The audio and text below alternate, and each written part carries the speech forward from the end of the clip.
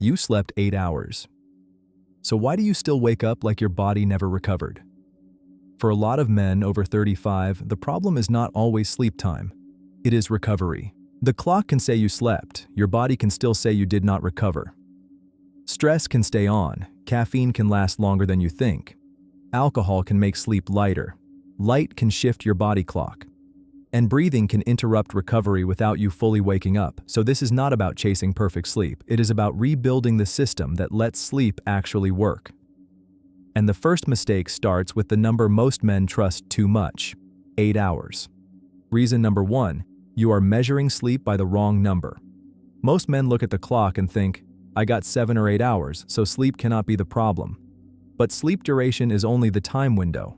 It does not tell you how much real recovery happened inside that window. You can spend 8 hours in bed and still have fragmented sleep, elevated stress, poor breathing, late caffeine, alcohol disruption, or a body clock that never fully settled. That is why a full night can still feel like a short night.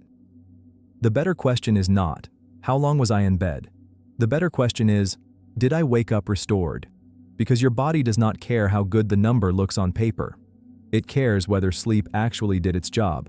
This is also why a sleep tracker can be useful, but it should not become the boss. A number on a screen can give clues, but the real test is still your morning. Are you clearer? Are you calmer? Are you less hungry?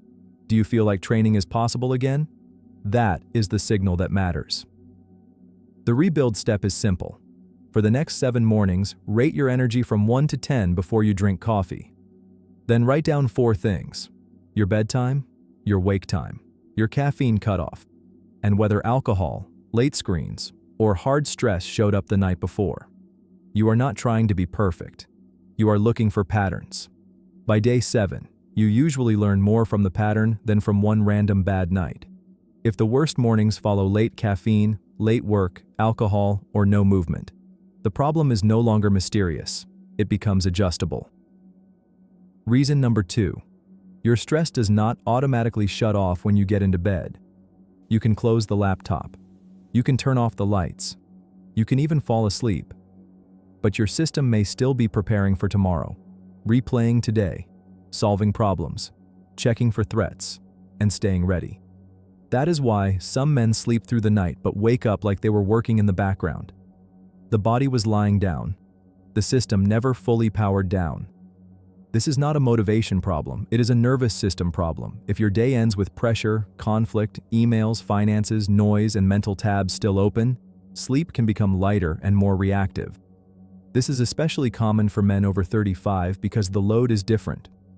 More responsibility. More people depending on you. More decisions. More pressure that does not end when the workday ends. Your mind may understand that the day is over.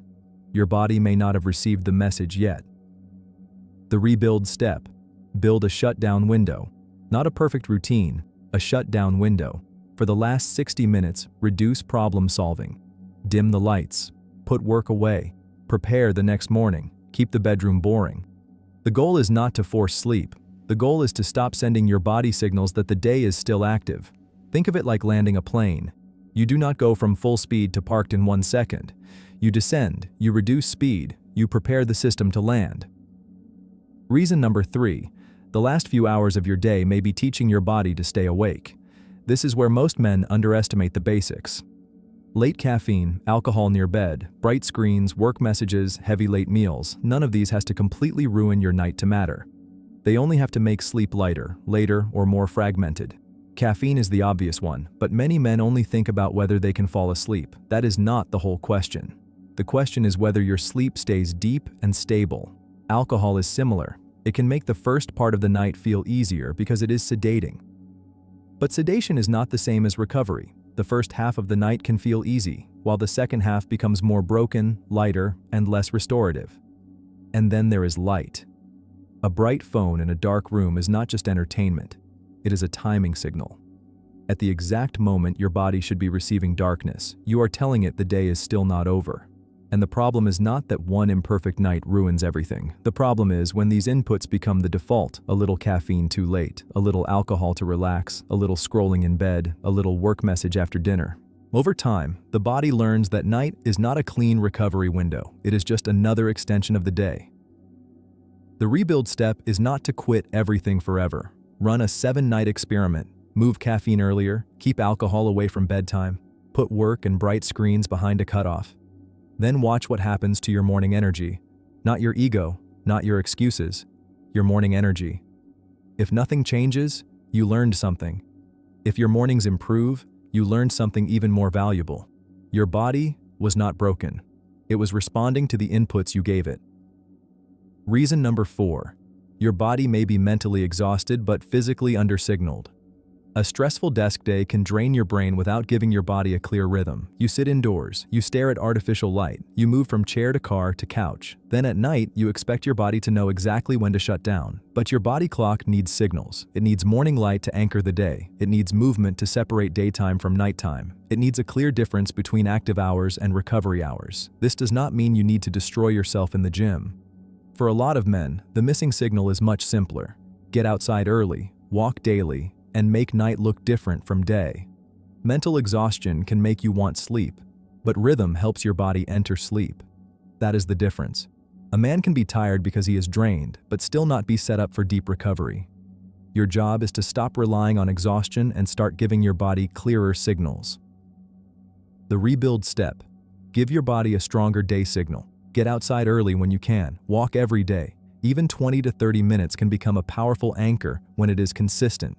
And at night, reverse the signal. Dimmer light, less stimulation, less noise. You are teaching your body what time it is. This is one of the lowest effort rebuild steps in the whole video. It does not require a perfect diet, a sleep gadget, or a 2-hour routine. It just requires the day to look more like day and the night to look more like night. Reason number 5 is the one to treat carefully. Your breathing may be interrupting recovery. This does not mean every tired man has sleep apnea, and it does not mean you should diagnose yourself from a YouTube video. But if you snore loudly, wake up gasping, wake with a dry mouth, get morning headaches, or feel severely sleepy during the day, do not just call it aging. Do not just call it being busy. And do not just try to push through it with more caffeine. If breathing is disrupting your sleep, motivation will not fix that. A better bedtime routine will not solve the whole problem. That is when you talk to a qualified healthcare professional and ask whether sleep-disordered breathing should be checked. This point matters because not every sleep problem is a discipline problem. Sometimes the most disciplined thing you can do is stop guessing and get the right thing evaluated. One reason this gets missed is that you may not remember the interruptions. You may not remember waking up. You may just wake up tired and assume your body is getting older. But if breathing is part of the problem, the symptoms often show up in the morning: dry mouth, headache, heavy fatigue, or needing caffeine just to feel normal. The rebuild step: if the symptoms fit, get it checked. Especially loud snoring, gasping, choking, dry mouth, morning headaches, or severe daytime sleepiness. A YouTube video can give you a framework. A professional can help you figure out what is actually happening.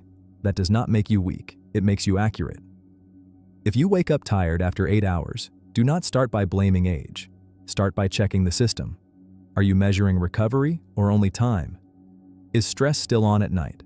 Are caffeine, alcohol, screens, or late work making sleep lighter? Are you giving your body clock enough daylight and movement? And is breathing something you should get checked? You do not need perfect sleep. You need sleep that actually restores you. Because when sleep starts working again, mornings change, energy changes, training changes, cravings change, and rebuilding your body after 35 stops feeling like a fight against your age. It becomes a system again.